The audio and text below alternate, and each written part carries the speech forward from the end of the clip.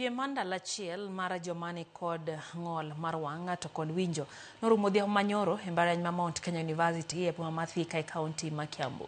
Tukego mano oting'o chess, table tennis kod baseball mar joma nigi ng'ol nokelo kanyakla jopuonjre mawuok e skunde mopogore opogore. Weg nyasi no nolero ni nyasi machalo kamano bende otigo e ikruok mar tuke mag piny mangima mochan tugi dwe mar Ang'wen. Kanoloselo joma nigi ng'ol Charles Waitherero nonyiso mor mare e okang' mamalo matugono sani osechopo.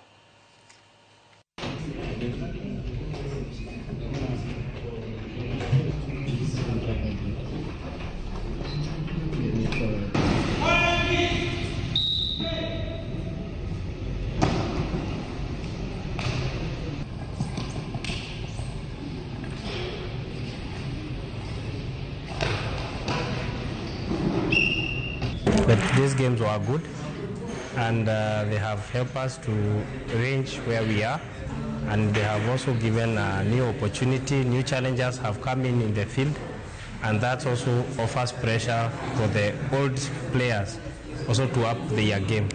Today, you realize for blind chess, most of the athletes are students from high school. They are from Thika High School for the Blind. This is as a result of a project that we are running, where we are trying to promote chess in schools. Actually, this year we are going to have for the very first time blind chess being part of the special schools annual games.